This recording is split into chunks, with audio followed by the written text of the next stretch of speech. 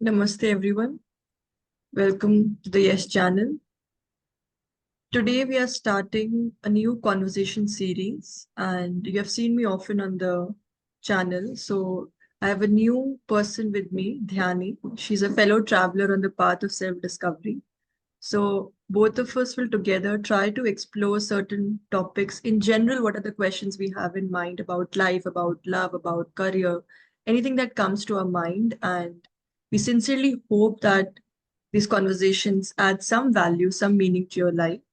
So yes, Dhyani, would you like to ask any question? Anything that comes to your mind to just start the series? I think I have a lot of questions, and I'm sure all of us do. But to start with, I have two things in mind. I always have this question around love, and what comes from that is also our identity, who we are, and the self that we talk about. So, if we can talk first about what is love. And then around that, what is the idea of self love? Because self is our reference to the world. I mean, it's like in the first question you have asked me, can you tell me the secret of the universe? Can you tell me what is the creation about?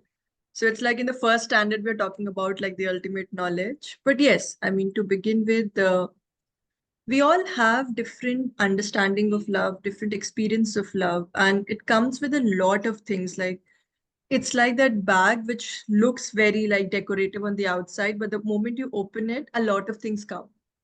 So a lot of things come out of your own personality. Of usually we understand love in relation to something. So in relation to another human, in relation to another place, or very basic in relation to say food.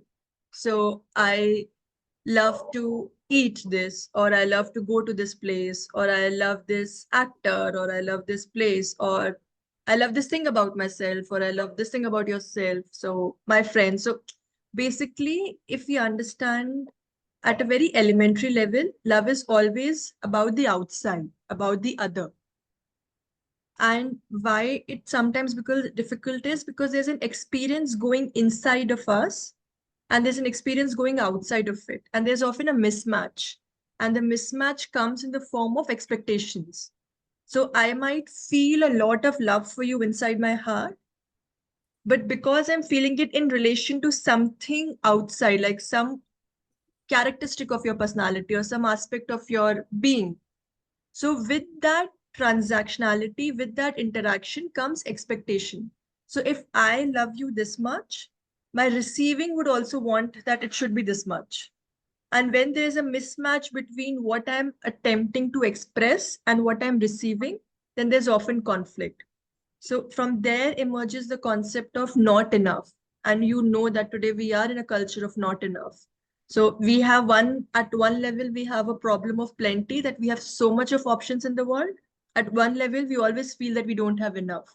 So this contradiction in our life is because of that mismatch between the experience inside, because I'm not grounding myself enough that I can spend more time inside and understand what is my expectation, what is the my psychological framework, like what is my inner world looks like. So if I feel a certain element of love or a characteristic of love, what it means to me, and I immediately jump into, oh, what is my receiving?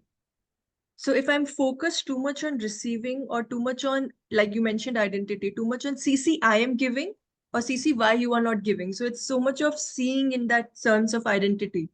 So when we somewhere misalign with that, a lot of trouble comes in our life. So, I mean, you were asking me more of what it is. I'm telling you what it is not, because usually that's how human beings operate. And especially from the integral lens, also, we speak about one of the fundamental principles is near to the far, that what is true in my experience. So, today, for example, if you're talking about love, what is in our experience mostly is that I'm not loved enough. And what is my aspiration, that can I be loved more? So to reach that more, first I have to acknowledge that it's not enough, understand why it's not enough, what is my contribution to it, and then move towards it. So kind of setting the ground that what if my starting point only needs certain, say, a little more attention. So where is it originating inside of me? So that's one angle of love. And you also mentioned in your question about self-love. So in a way, the principle remains the same, because even when I say self-love, again, which aspect of myself I'm referring to? So one self of mine, and like you mentioned, identity. So one self of mine, or one rather aspect of self, is completely covered with identity. Who I am on the outside, who am I to the people. So the roles I play in the people life, the relationships I have, the characteristics like how I look physically, how my communication skills are. So that is an element of self. So if that is my identity, for me, self-love will be what can I do to enhance that aspect of my personality, which is functional to the world, which is visible to the world, which has its merit. So we can't deny that that is not important. Of course, that is very, very important. But do I restrict myself to it? So always we confuse, especially when we talk about inner being, inner journey, self. They look very big, big words, and we're like, oh, I'm not interested. Because where does that fear comes from? That fear comes from, okay, if I go deeper, I have to leave the outer. So if somebody will tell me what is self in a deeper level, my identity with self, like my looks, my emotions, my behavior, in that sense, I have to leave everything. I have to change my habits. So I'll say, no, no, no, I'm not interested. So that becomes the first resistance. But actually, when we're talking about love, self, or any concept which gives us a deeper window, like we were also, when we were talking about this conversation series, you were like, let's give it a name as window to something. So it's like window to the inner self, or say window to self discovery. So when I'm looking through the window, there's a whole new setup which I'm looking. But it's not that I immediately jump. I'll prepare myself to take that leap. So in that preparation, where I'm standing has its role. So right now, if I'm standing at a very outer level of my personality, I have to acknowledge it. So for that, what is self-love? How can I nurture my outer? So like you also keep mentioning about the water intake. So a very minimum level is that, am I drinking enough water? Am I keeping myself nourished? Or at an emotional level, am I mindful of my emotions? Am I too, like people often have that, say complain that, oh, I am giving enough. So if I really feel that, oh, I am giving enough and I'm not receiving, so what is the base of it? Why am I giving enough? Am I giving enough out of fear that, oh, if I'll not give, I will not receive? So is my intention based on fear, or I'm giving in wideness? Because in love, if I give in wideness, I'm not dependent on receiving. But if I'm giving with an intent that if you give back love that validates my existence, then that's an issue. So with love, a lot of identity comes in, a lot of validation comes in. So if you love me, my existence is validated. If you reject me, like my existence is rejected. So we tie the interactions with the world to the basic level of identity because we don't have that inner banking. So slowly, it's like a parallel processing. We acknowledge, we continue doing our interactions with the world, good, bad, whatever, but slowly start developing a deeper understanding, that looking through the window which you mentioned, and slowly they come to a level that they merge. So if you truly ask me, like it's a long answer to a very short question in that sense, but actual real self-work begins when the understanding of self unfolds. That what is my self comprised of? What are my thoughts? What are my emotions? How do they interact? So if I truly love myself, I will give myself some space to let my thoughts and emotions interact and not be always influenced by the world. So if you tell me, Aditi, you look good, I was like, yeah, I look good. I feel loved. Or you say, oh, wow, you have such a good communication skills. Yeah, I am good. So if my reference and my validation is based on you, it has its merits. I'll say, okay, so this, I have this quality, but I'm not that quality. So depending on the world, because we are all normal human beings, we do get affected by our surroundings. So we are not saying, oh, don't be affected, but create a little distance, a little space between you and the world. So to really like answer you in one line, self-love is when you create a distance between the world and yourself. And in that distance, you create a safe space for exploration of what is your relation with the world, what you take from the world, what you want to give to the world.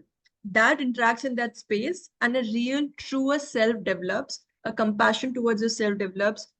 Your understanding of self increases. Self love is truly understanding your needs, acknowledging your needs, and working on them. And then it's a long process, like my long answer. So yeah, that's what I think as a build-up, that's where we are. Yes, what has stayed back with me while you were talking about this is the word expectation. Uh, I think frequently you said that about expectation being a tool. So, can we talk a little bit more about the tools that we can use in terms of self love and reference to it? Expectation surely being one of them.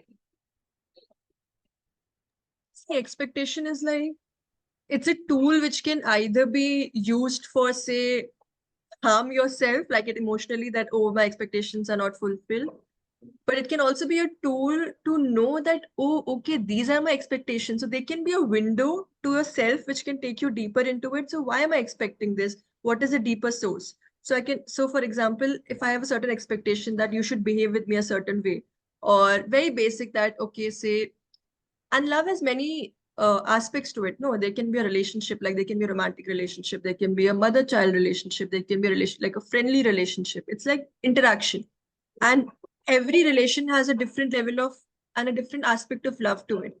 So, for example, if there's a mother-child love, so there's a certain sense of responsibility. So, a mother will expect the child to say, tell her where, like the whereabouts, or acknowledge the small gestures. So that's the expectation.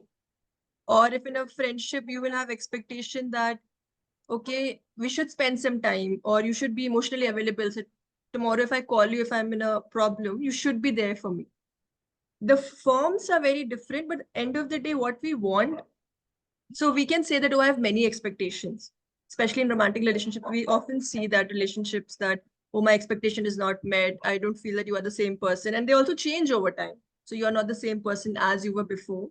So on the outside, expectations can look multiple, but the core is, you should be there for me. That's the core. Now you can be there for me in many, many ways. You can be there for me to go out, you have to be there for me to eat, you have to be there to listen to me, but you have to be there for you. Now, if you decode this there for you, what does mean? That you need a certain support system. And you need a support system because you feel a little that, oh, I need that space to acknowledge me. It again comes back to that.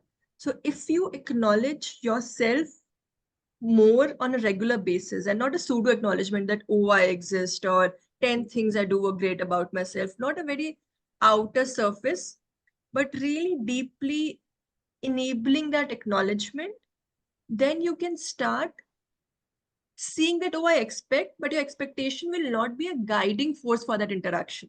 So we all have expectations. So I'm not saying don't have expectation.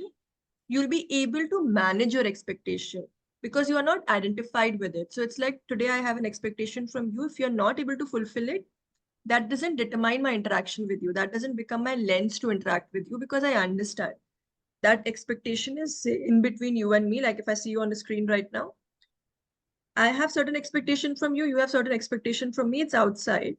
But I am behind it, you are behind it. So if I'm able to see through it, I'll be able to communicate better. And with time, I will refine my expectations. So that's one thing. And second thing in love is creating space. So when I was talking about self-love, I was talking about creating space for yourself. Any relationship needs space. And why do we need space? We need space for developing our individuality. Because most of us are living life based on how we should live it, or how we are supposed to live it. So even when we look at love, we look at from a conditioned lens, not an experience lens. Because if you truly, like, even if I'm talking to you right now, if you go to an experience where you have truly felt love, like if you can just go back to any experience that comes to your mind as we speak, it can be about a place, a person, or anything, you naturally feel widened. You feel widened and you feel a sense of oneness. But if immediately that love wants to grab it, you feel narrow, that you want to make it, it's like that snake that opens its mouth. So you are like widening, but it's like you have to make it my own. So then you want to grab it. So it's like, if I have to learn to appreciate what I love that is outside of me. And how can I do that when I feel full inside? It's like if I'm hungry and I go out, I want to eat everything. So it's like, I want to eat this also, I want to eat all this also. And that is what today, if we look at relationships or anything, like we want to experience everything. And we're giving into the name of freedom, exploration, all of those things. But actually, what is it? My basic expectation from my own self or from any relationship, that is, I exist, is not met. So we are going round and round and round. So if I can devise a tool to acknowledge my existence in the world and also free from the world, then I'll be able to love better. I'll not be so if I acknowledge that yes, I want people to love me, but does my identity depend on it? No. Does my existence depend on it? No. Will I feel good about it? Yes. Do I still want it? Yes. So I will decide my own say diet. I will decide my own portion. I will not be so conditioned that if I'm watching an Instagram post and they say that, oh, like these days we have a lot of flag system on Instagram about relationships. It has no meaning. It's meaningless. Like today, what works for my personality may not work for your personality. So generalizing in the name of what is in, and then everybody starts comparing it, takes you away from your own requirements. So the world, especially the world of social media, is offering you certain requirements that these are the checkpoints. Take it as a list, but look at your checkpoints. What are your checkpoints? What are your requirements? For that, you need time. So from living a conditioned life on a very automatic way, create a distance and then see what you truly want. So for that, you need courage. You don't need fear. You need strength. You need time. You need communication. And when I say time, we always feel that, oh, it's me time. But again, our reference point for me time is that, oh, can I just put a mask, listen to music, just sit? That's me time. But me time is, yes, if you're doing this, in your head, what is going on? So in your thoughts, is it me time? Are your thoughts centered around what can I do or how do I feel? Or your thoughts are how the person makes me feel. So it's a very thin line that I can say that how am I feeling?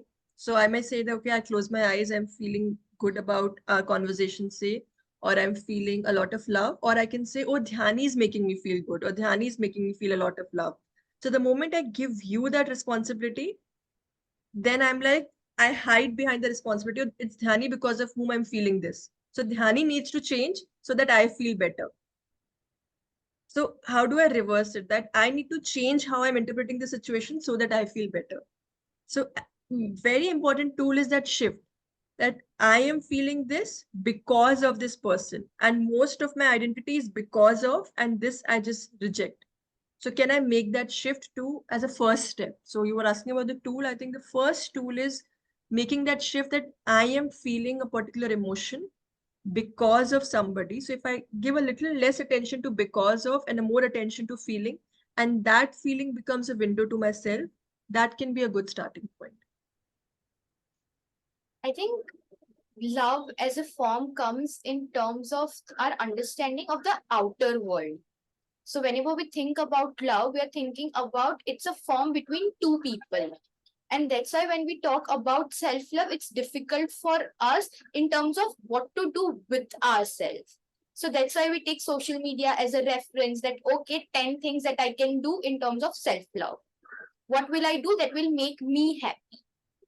And I think also that the idea of self-love is very broad, but when we talk about it, it's very restricted in terms of tangible aspects. That self-love, what can I do? Probably I can take myself out for a dinner, or probably I put on a mask, like you said. But then the idea is to work inside yourself, inside your own mental capacities. And I think it summarizes what you said, truly summarizes what is the idea of self love. But it also brings up a question, that is self love same as self work, or is it different? Even when you were saying this, when you mentioned social media, what came to me is that, of course, the world can be a reference point because we live in this world. And especially in today's time, it's a highly, highly interactive world. But if, say, I'm seeing on any media platform, say 10 things, like we have this famous thing, even you mentioned 10 things to do for self work or other self love, I might take that list. So they are options. So I want to bring one more point here, that the world gives us option. The choice lies with us. What we are confusing today is we are letting the world choose for us because we don't have a solid standing within. So it's not that we don't want to interact with the world or we should not interact with the world. Of course, you want to do whatever you want, but take the options from the world, but choose from within. But the error is we are taking the options and letting the world choose and being like really dictated by the choices of the world. So our identity is really merged with what is in. So what is a trend is my identity. So the trend changes, my identity changes. So I'm always doing like this in the world, and there's always a vacuum of who I am because who I am is changing with what is in the trend. So having that grounding of who I am and then interacting with the trend so that I'm coming back to the grounding. And that is the difference between self-love and self-work. So self-love can be I'm engaging, I'm exploring what is happening in the world because I need knowledge. I need to know what's happening in the world and what can I do. It's like today, if I feel something, I want to know something, I'll go and Google it. There's nothing wrong in it. I can't expect from every individual that, oh, what you want, you sit like this and it will come to you. Yes, that is an ideal state, but today you and I are not there. So if I want to, if I'm really feeling low emotionally, I can see that, okay, how can I make myself happy? Or what are the things which I can do to make myself happy? Or which is a place I can go which can make me happy? So engaging with social media like this or any platform is fine. But then what I do with that knowledge, if I receive that, or rather if I put it very, very clear, that is the information. How do I convert that information into knowledge? So in that conversion comes my thought process, my emotion, and my understanding of my thoughts and emotions. So when I convert that information, or rather in the most current terms, when I personalize that information, then that becomes a lens for self-work for me. So self-love is that I know that there's a concern. I need to look into it. I need to cater to my own emotions. So that thought, that idea is coming from that I really want to be there for myself. Now that thought can be planted in me from that information that everybody's talking about self-love, so I should love myself. So I might receive that information from the world that, oh, everybody's talking about mental health these days. I also want to focus on my mental health. So that is one element of self-love coming up. Now, how do I convert into self-work? By actually doing it for myself and not for posting it. So self-work comes in when my intention comes in. Clarity of intention comes in, clarity of purpose comes in. That I'm doing it for making myself better, but I want to make myself better for people to know that I'm better or for my experience to know better. So I may do the outer activity of taking myself out or doing something on the physical level. Of course, it changes something in us because we are physical beings as well. We can't deny the fact that physical is important. But while doing it, what are my thoughts? What are my inner spaces? So becoming more aware of the interaction within you, within the different parts of you, within the different voices in you. So the more I can become aware of the multiple voices in my head, I can bring them together, see what are they talking about emotionally to me, creating a safe space between, like I said, between me and the world. And in that space, letting the self-love unfold. So unfolding of self-love in a safe space is a starting point for self-work. But if I limit myself to just outside, like it's like that makeup outside looking like fine and presenting. So my working on myself to present myself to the world, working on myself to preserve myself from the world and become better. So that's a thin line or a deeper insight into the two words which you mentioned. I hope I was able to answer your question. Surely you did. When you speak about self-love, would you like to share with us few exercises or tool that we can use in terms of self-love? See, the biggest thing is, I like you have heard it before also from me, your relationship with time. Like patience is the first step towards self-love. Patience to really see yourself, to acknowledge yourself, to understand yourself, and not immediately start with self-judgment. So a lot of things happen when the moment we say self-love, we say that, oh, I love myself. I have, it's like more of what you already have, you start preserving it. You start creating a, say, a distance from the world in a sense that what you truly feel at that moment. So creating that space first to begin with, you can't do it in like interactions like you and I are interacting. So to begin with, every day, like every single day, can I just sit with myself for 5-10 minutes and recap the day? And when you will observe, like if you actually start doing it sincerely, you will see that the initial recap will more be about what happened in the world or whom you interacted with, what did the other person said, how did you feel about it. So it will be more of that interaction and what the people are saying to you and how you're getting affected. So just watch it. So just create the distance, like how these days mostly people watch a video and sleep. So by the time they're not like dropping, they don't leave their phone. So they're watching series and anything like that. So watch your own series before going to sleep. So just before sleeping, no gadget, just replay your day. So like you watch an episode for 30 minutes or say 40 minutes. I'm saying replay just for 10 minutes, your 24 hours or your 12 hours, and just see how, what were the characters, what were the emotions that came in. Was there an emotion which you identified with the most? Which is the emotion you were able to let go? Was there a repeating thought? So just like that, observe. And with like you don't do anything about the show which you have just seen, no, because the show is already made. You just see the episode, you put it down and you sleep. So do the same with your life. You see the episode and you sleep. So slowly, when you will start taking interest in the characters and how characters also be then certain develop a familiarity, and a certain liking towards one character, disliking towards another character. See, in that observation, you will develop liking. You will start liking a certain aspect of yourself more. Certain aspect of yourself, you'll be like, no, this needs to change. Like how we have opinions about characters, oh, this character should have not done this character should have not done that. But we are not attached to that character. We know that the character is different. So slowly we'll develop a habit of watching our life. And when we are watching our life, we are automatically creating a distance from it. So we are not so emotionally involved. So even if I cry at that moment, I can come out. So then what will I do? I'll slowly go in, come out, go in, come out. So it will develop a ease of being in my system. And when I have ease of being in my system, I'll be able to take decisions better. I'll be able to see things better. And then slowly I will see that my interest is not so much in, oh, what the other person did. I'm like, okay, this is how I feel. Oh, why do I feel like this? So you slowly develop a relationship with yourself. When we talk about love, the next thing that comes is relationship. Any relationship. What about my relationship with my own self? And we all know that any relationship requires investment. We need to invest time and energy. So for self-love to really seep into and turn into self-work, your relationship with yourself needs time. It needs investment. It needs your attention.